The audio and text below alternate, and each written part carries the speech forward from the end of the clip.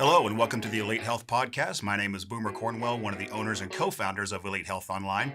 And today we are with Makaylah. She is one of our clinical experts. I will let her give you her title. Makaylah, how are you doing today? Good. How are you, Boomer? I'm good. It's always exciting to have you here. We appreciate when you can give us some time. So today we're going to talk about a popular subject, something we talk about quite a bit, and that's weight loss, and specifically around semaglutide. And I know that virtually every single one of you have probably heard about this product, but there's a lot more information that comes out about this. There's a lot more science, a lot more data. And that's one of the reasons we have Makaylah with us here, so that she can share some of that scientific data with you guys. So Makaylah, give us real quick, just as a review, if you would, kind of an overlay of exactly what semaglutide does and how, first of all, from a weight loss perspective, how does it help initiate that weight loss? Then we'll get into the other things we want to get into. Sure. So semaglutide, or some people might know it as Weygovi or Ozempic, some people might call it Saxenda. It's an FDA-approved drug for weight loss, as well as diabetes management. Okay. So at first it was FDA-approved by Novo Nordisk for use in patients who had type 1 diabetes. As patients were taking it, they started to realize losing a lot of weight. They went, took it back, and started testing it in patients who didn't have diabetes, which we'll come back to later, is important. And those patients started to experience some weight loss. So then they rebranded it as Weygovi, started marketing it for weight loss. It's a peptide drug, and it is what's called a glucagon-like peptide. There are really three major mechanisms. So the first mechanism would be that it does interact with lowering your blood sugar, which goes on to help with a lot of other things, which I'm sure we'll talk about later. Right. It also helps with delayed GI emptying. So there is like a valve between your stomach and your small intestine. It's going to kind of tighten that up so that you feel fuller longer. And then it also interacts directly on the brain with the hypothalamus to help lower the hunger cravings. Oh, really? Yes. Okay. Well, one thing, just on a side note, we'll talk about that some of the patients actually quite a bit of the patients that go on it, that's one thing they notice when they come off of it. I just recently had a friend tell me that he was on a full cycle. He was convinced it wasn't working for him, even though he was working out. And what was happening is he was putting on muscle. He was losing fat, but the weight wasn't coming off the scale. And so he was convinced. He goes, I think my clothes are fitting better, but the weight's not coming off the scale. And I said, it's because you're putting on muscle and you are losing fat. Well, it's interesting. He goes through the entire cycle, okay? And everybody's complimenting him to how great he looks, but he's just not believing it, right?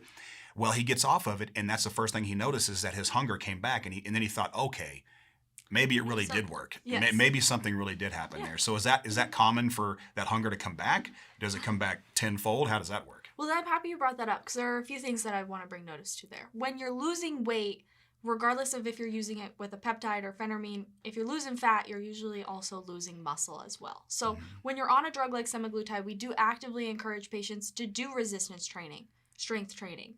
In the long run, it can not only help you lose weight, but lose weight a little bit more productively. Right. You want to look toned. You want to look a little bit more fit. I know sometimes women will give you kickback where they're like, I don't want to be, really bulky. Right. It's not like that. You're not, right? You hear that a lot. It's going to tone you, and it's a very, achievable option with this drug. When and it's not a miracle drug, but it's a short-term or long-term treatment, regardless of how long you want to be on the therapy. Can be used for really as long as you'd like. But what I encourage, all practitioners, and I know that you guys do at Elite, is to train your patients to make the necessary lifestyle changes so that when they do come off this drug and you do experience that, lack of appetite suppression. Right. So it's not like phentermine. It's not one of those things where you're like, because when when you take phentermine, Right. Like, I definitely just took phentermine. Right. It's a little bit more subtle because there's multiple different modes of pathways that this drug is working. So it's not like I immediately know right away, but you do revert back to your original habits. So if you take this time while you're on this drug, whether it's an 8, 16, 24-week protocol, whether you're cycling through it, to relearn and retrain your body into how much food should I really be eating? What should I really be eating? Because what you put in your body at the end of the day really does matter. Right, sure. So taking this time is really important so that when the appetite does come back, what should my portion size look like?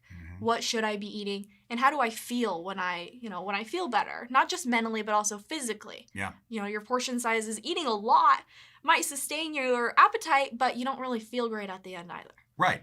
And so a little bit of self-discipline to your point, right? So it's probably, if I'm not mistaken, would be more important to kind of lean more toward the proteins, right? So we don't lose a whole lot of that muscle mass, keep up the resistance training. But as we come off of it, then yeah, we have to go back and maintain that discipline of, okay, even though I may feel like I'm hungry here, let me go back to just my regular diet and let's not veer off of that. And I think that's where I see a lot of patients kind of get caught up in that. I mean, it's tough, right? I mean, whenever the hunger mechanism cuts back in or turns back on, I should say, then yeah, I mean, everything looks great and you just become kind of ravenous about things. So we do have to keep that in check. So good stuff. So there's a lot of new data coming out around semaglutide. Some of it maybe not so new, but specifically around the cardiovascular health, right? Which is what's a little bit news to me, probably not you. But that's one thing I really want to delve into here because we're talking about, lower risk of cardiovascular disease, lower risk of stroke.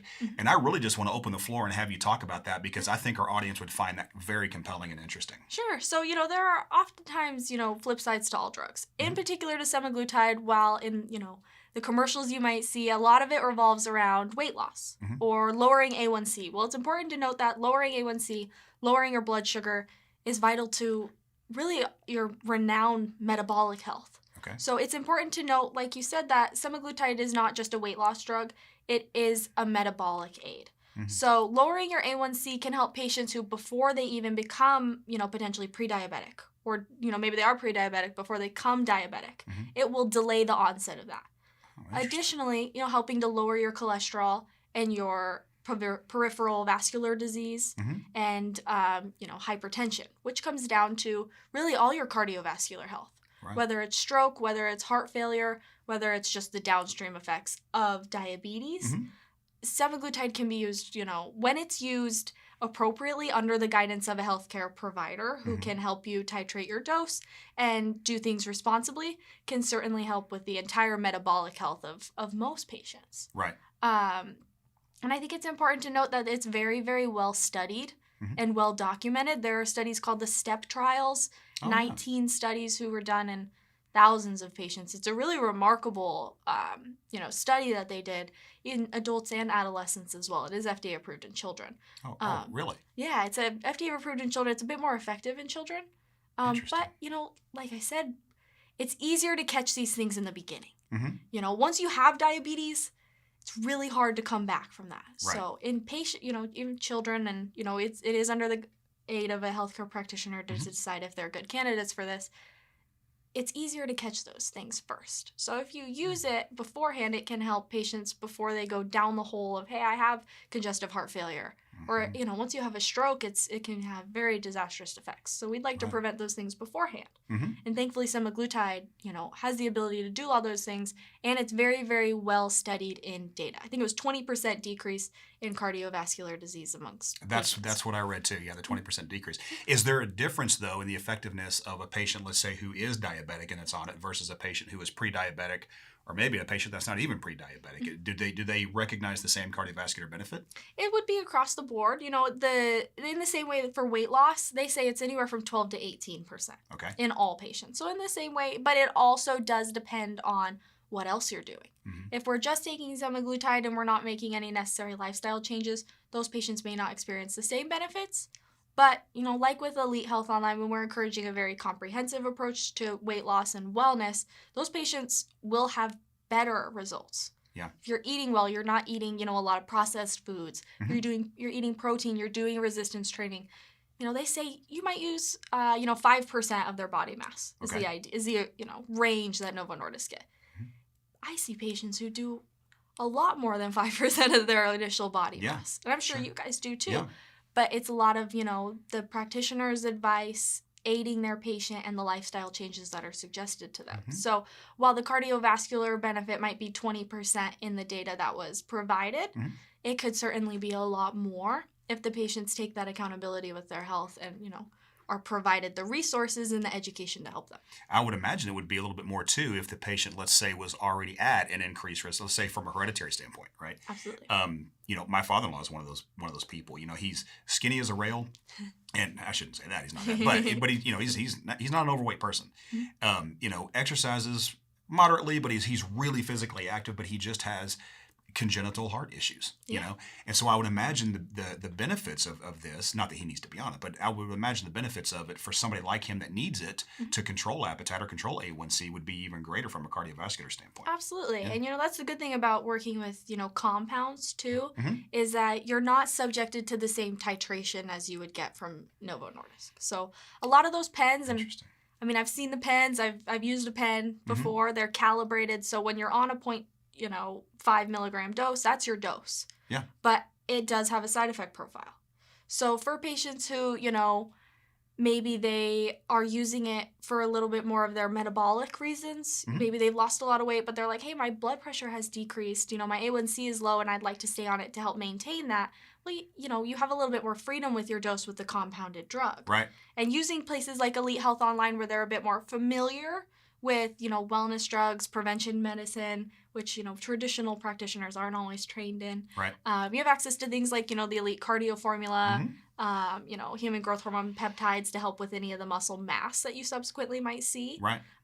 So there are certainly a lot of things that you can contribute, add, remove to help with the metabolic and the whole comprehensive approach. Right.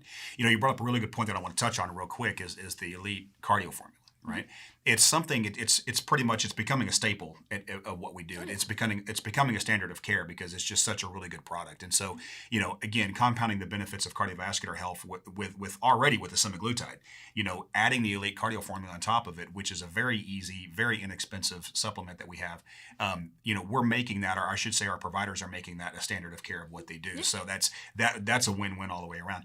Let's go down this road for just a second. I know I'm kind of taking you down a different path here, Sure. but one of the things that we do that we like is we will compound the semaglutide with NAD, right?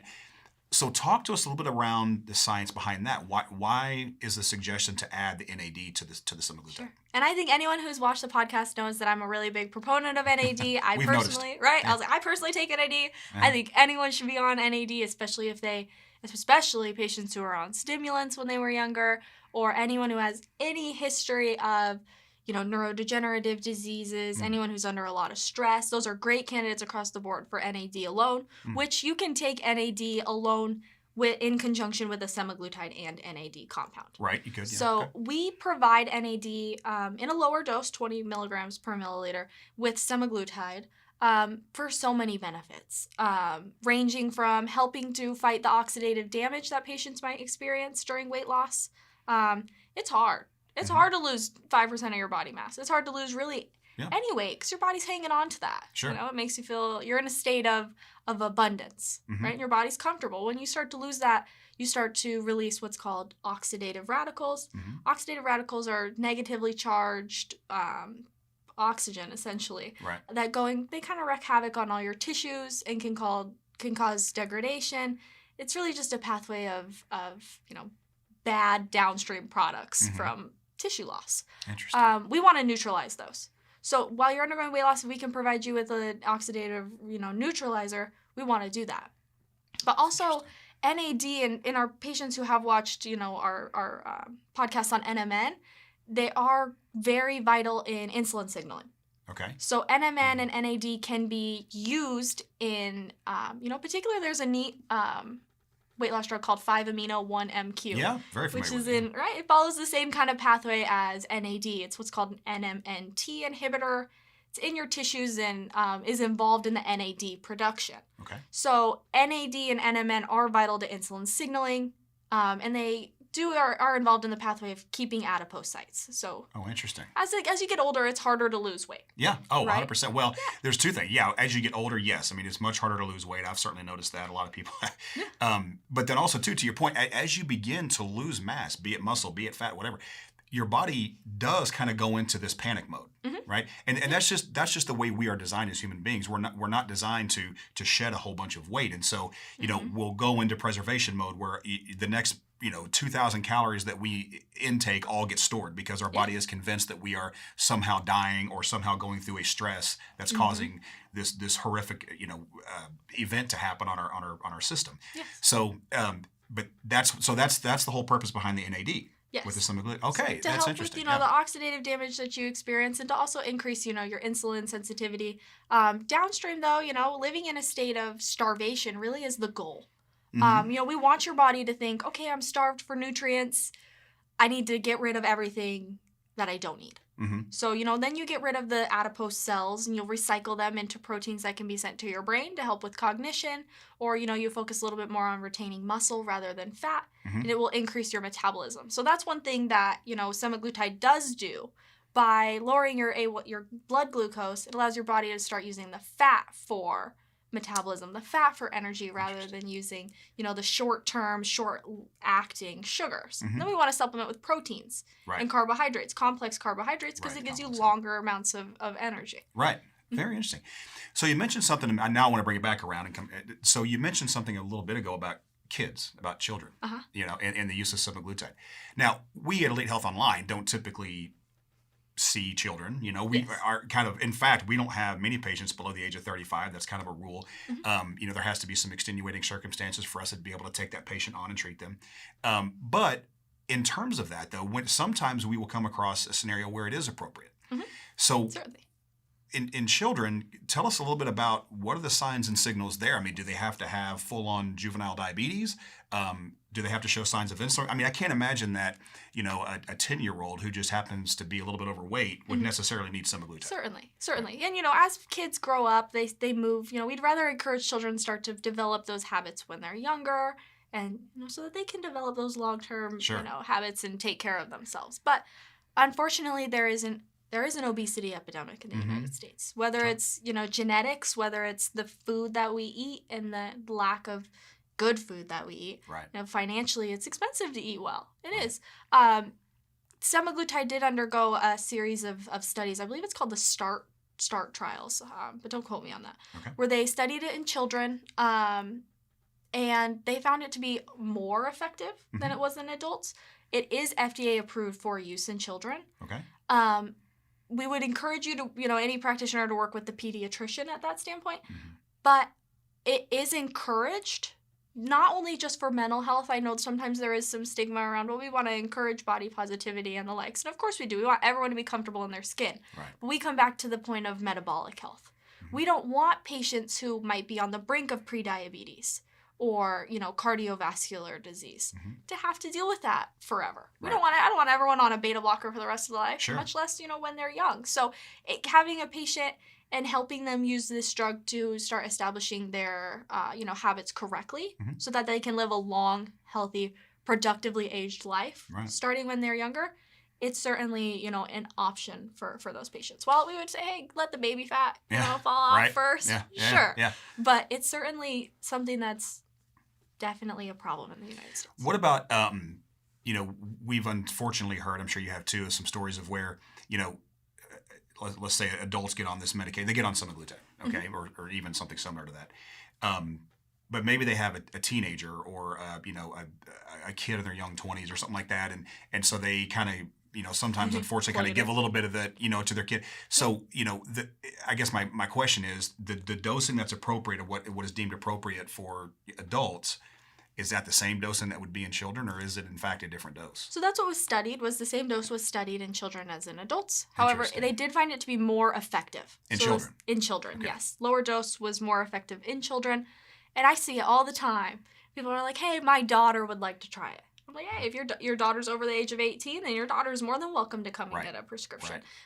If their daughter's under the age of 18, we would say, hey, go ahead and work with the pediatrician to ensure that this is something that they would encourage. Exactly, that's right. But it's with the compounded drug, which I want to clarify that, sometimes I know there's a lot of verbiage around compounds. Anything that you get from Elite Health Online does come from an FDA-approved facility, which does retain what's called the salt molecule, or the base molecule, Okay. The base molecule, salt molecule. The molecule has to come from an FDA-approved wholesaler. So vetting your pharmacy, having a good compounding pharmacy that you work with to make sure that what you're getting is an FDA-compliant product. Right. And I know Elite Health Online does that with all of their products. Absolutely. And that's a really good point, that's something that we probably don't remind our audience enough of, that we need to kind of throw in there every now and then. There are a lot of really bad, I should say bad, but questionable outfits online specifically For peptides, like you say, this is a peptide, right? Yes. So there are all kinds of online peptide stores, pharmacies that are not FDA regulated, or they don't allow FDA inspections for some odd reason. Yes. And we really encourage our audience to stay away from those, right? Yeah. I mean, and especially the common example we give is the guy at the gym or the girl at the gym getting stuff out of their buddy's trunk, in the parking lot, Absolutely, it's not worth the amount of money that you think you're saving. No. It's really not, because you have no idea where that compound is coming from. Exactly. And I would, anyone who, they're so accessible at Elite. Like, I'm honest, you guys have such a great, streamlined, quick process, and it's so easy to use and accessible with your healthcare providers that sometimes it's shocking to me. People are like, I don't know how to get it. What do you mean? It's so easy. It's easy. It's so easy to get. Yeah. If you're not a candidate, you'll know. They'll tell you, and they can offer you an alternative therapy. But, I don't want to drop any names. There are, places you can get peptides online that are for use in and aren't even approved for use in animals. Right. That's exactly right. I wouldn't give this to my dog. Right. Why would you give it to yourself? And that's the key point that I'm getting at, is because when you go online and you see these online peptide sites, you scroll down there, in big bold letters most of the time it says not approved for human use. Yeah. Research use only. Research use only. That's exactly right. I mean, why anybody would do that. No. And same with all vitamins, like NMN, right? NMN is no longer allowed to be sold over the counter, because it's under investigation as a drug. So you can get it in 2 formulas, guaranteed that it is NMN. Oh, interesting. I did not know that. Yes. So David Sinclair sent NMN to the FDA for approval as a drug, and they said they would investigate it. So you can no longer sell it over the counter. You cannot get it from Amazon. You can't get it from these places because we don't know what it is. Right. So you need to get it from an FDA-approved compounding facility to ensure that you're actually getting NMN and you're not ingesting something, That's a good point, too, because I don't recommend purchasing anything on Amazon that you have to ingest into your body. No, I would never do that. No. Because Lord only knows who actually put that together, Yes. And it's not that difficult to buy a bottle and put a label on it and make it look like it's coming from a reputable source. And then, again, who knows what's actually in that. So, well, last thing that we get out of here is kind of a maintenance dose, right? So I know that there's round 1, and then there's of semaglutide, then there's round 2, right? And then early on, we would kind of consider the patient to be done for a little bit, or maybe they take a couple of months off. They can do it again if they want to try it again. And we also get some people that say, well, I didn't get as good a results the second time as I did the first time. What's going on, kind of thing, right? Sure. We hear that a lot. Again, patient specific, but maintenance dosing. So if the patient has gone through round 1 and round 2, maybe even round 3 or 4 down the road, there's a maintenance dose they can go on. So what is the maintenance dose designed to do? Is it designed just to curb that appetite, or just stabilize the insulin, or both? Both. So there are 5 FDA approved titrations for Weygovi and Ozempic. Okay. 0.25 milligrams for 4 weeks, 0.5 milligrams for 4 weeks. Now there's a big jump to 1 milligram for 4 weeks, 1.7, and then 2.4. So the best part about having a compound is that, say you don't really love the jump from, 1 milligram or 0.5 milligrams to 1 milligram, maybe that's really hard on your body, because it is. Right. Semaglutide is an amazing drug for weight loss, but it certainly does come with some abdominal pain, nausea. Haven't really seen it progress to vomiting very much. Right. Not unless the patient overdoses it. No, and you can give too much. You certainly can give too much. 2.4 milligrams is the highest dose, and 90% of patients don't really require that dose. Yeah. So for most patients who are not diabetic, don't have 2 or more comorbidities, we would suggest a 1 milligram maintenance dose. Okay. You can stay on 1 milligram. You start to build up, a tolerance to semaglutide like you would with anything. Sure. But there are a lot of alternatives, and you can go from semaglutide for a 16-week protocol. Maybe you want to take a break. Maybe you're like, hey, I'm tired of injecting once a week. Okay, well, let's try a capsule. We could try phentermine.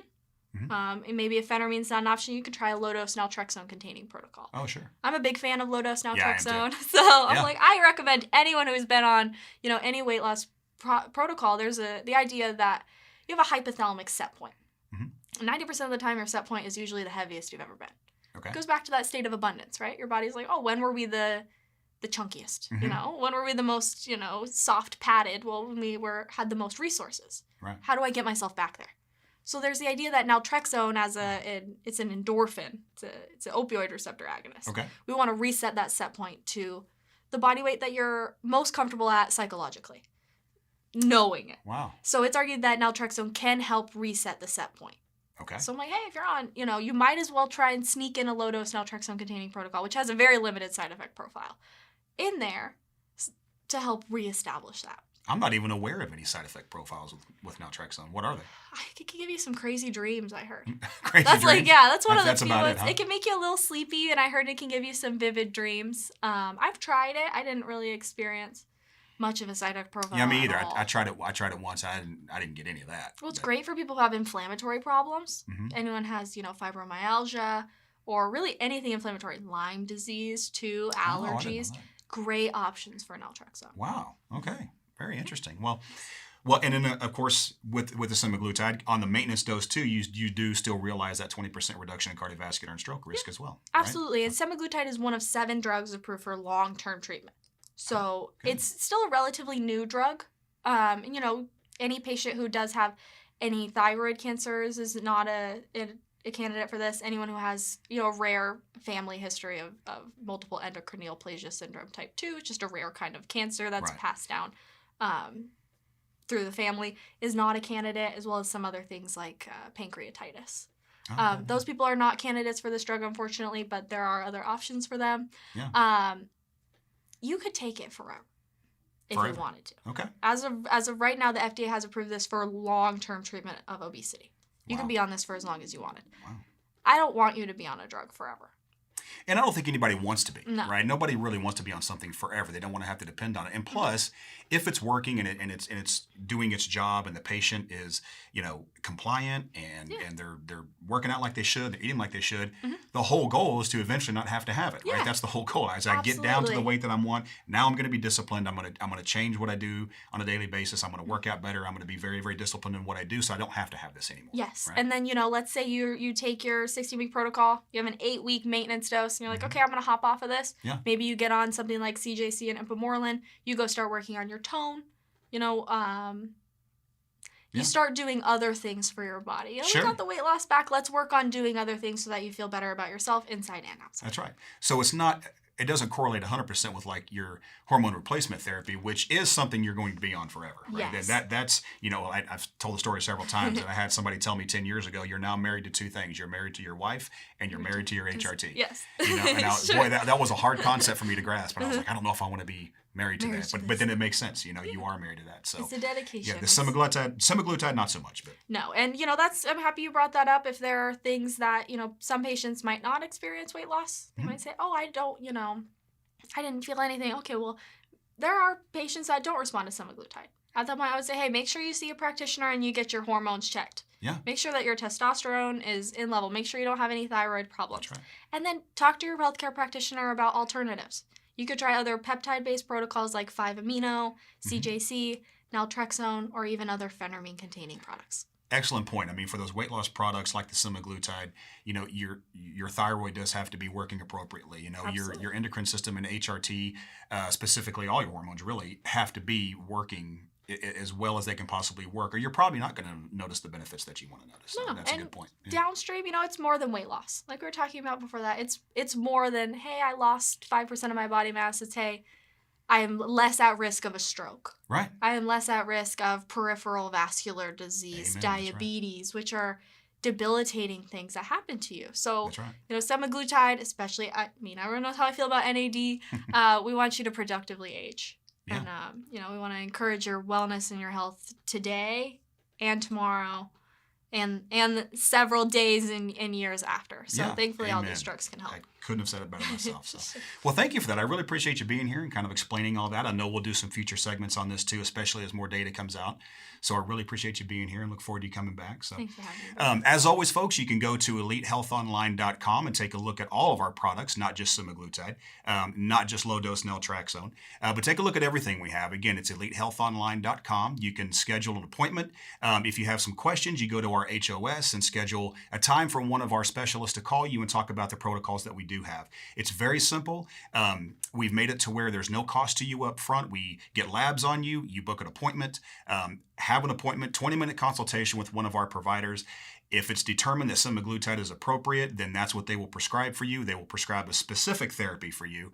We couldn't make it easier to do this. I mean, this is like to our point earlier. This is very easily attainable. There's no reason that you can't get this product in a safe and legal way if you want to do that. So again, elitehealthonline.com. Take a look at what we have and book an appointment today. Thank you.